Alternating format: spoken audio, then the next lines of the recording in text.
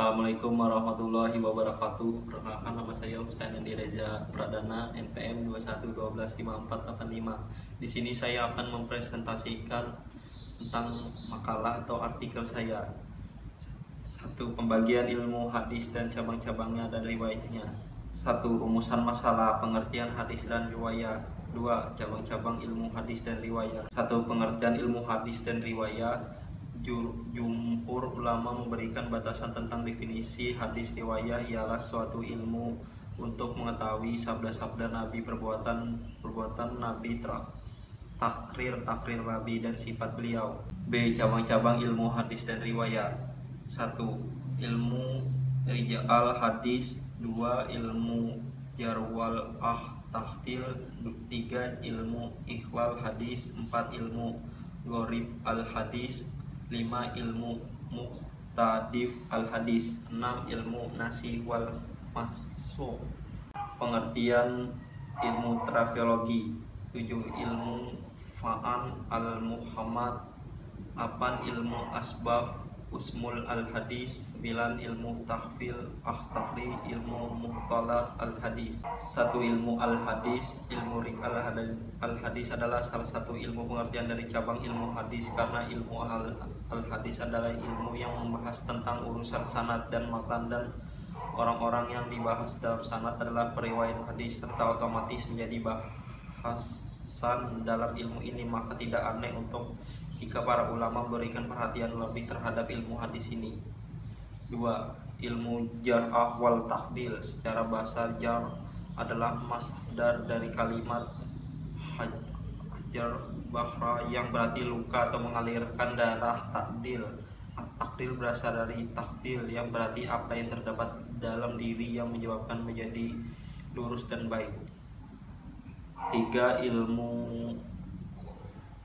tahlal al-hadis. Dalam bahasa ikhlal diartikan al-makhraj yang artinya penyakit. Dalam ilmu istilah hadis, ilmu al-hadis adalah suatu sebab tersembunyi yang menyebabkan cacat hadis, sementara lahirnya tidak tampak penyebab tersebut. 5. Ilmu gharib al-hadis. Ilmu gharib al-hadis adalah ilmu yang mempelajari makna matan yang hadis dari lafal yang sulit dan asing bagi kebanyakan orang, karena tidak umum dibagi dalam bahasa Arab.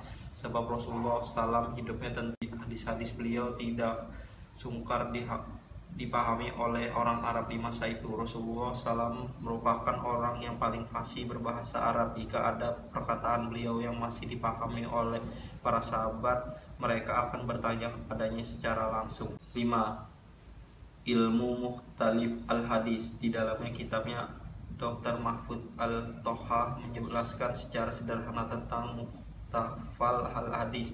Hadis mahful kontradiksi dengan sesamanya serta kemungkinan dikompromikan antara keduanya. Ilmu mukhtalaf al-hadis adalah ilmu yang membahas hadis-hadis yang lahirnya terjadi kontradiksi akan tapi dapat dikompromikan, baik dengan cara perbatasan syadid yang mutlak mengkhususkan yang umum, tahsil al-ilm, atau dengan lainnya. Ilmu ini disebut juga talfiq al-hadis.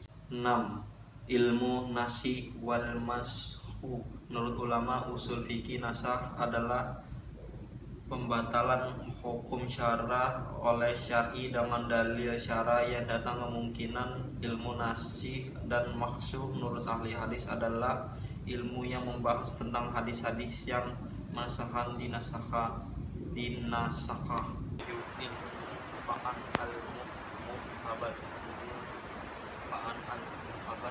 Ilmu yang membahas tentang seorang yang samar namanya dalam matan atau sanad. Misalnya dalam hadis banyak didapatkan hanya disebutkan seorang laki-laki bertanya kepada Rasulullah SAW.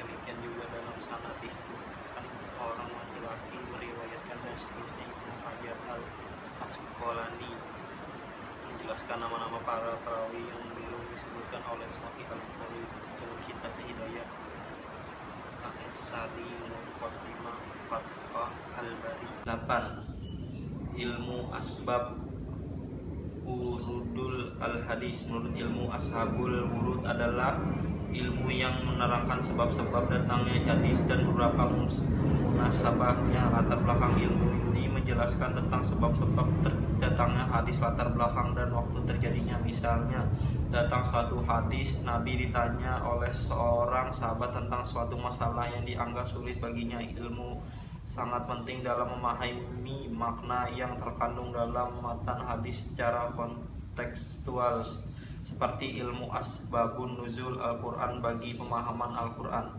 9.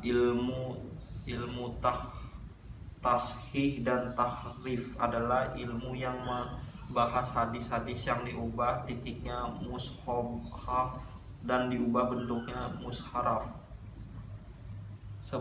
Ilmu mustolah al-hadis adalah ilmu yang membahas tentang pengertian istilah-istilah hadis yang dikenal di antara mereka.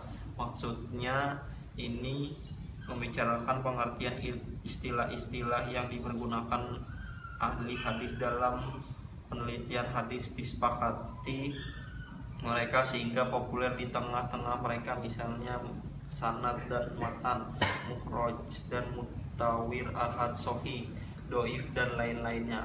Kesimpulan, demikian cabang-cabang ilmu hadis masing-masing berdiri sendiri dengan pembahasan yang sangat luas, dengan pembagian yang banyak sebagaimana yang telah disampaikan oleh para ulama. Jika ditelaah dari sekian cabang hadis yang telah ditulis, ada yang membahasnya berkaitan dengan sanad dan ada pula yang berkaitan dengan matan, serta ada pula yang berkaitan dengan keduanya, sanad dan matan. Semuanya sangat diperlukan dalam penelitian dan kajian ilmu hadis, baik dalam penentuan kualitas suatu hadis atau dalam memahami kajian makna hadis. Assalamualaikum warahmatullahi wabarakatuh.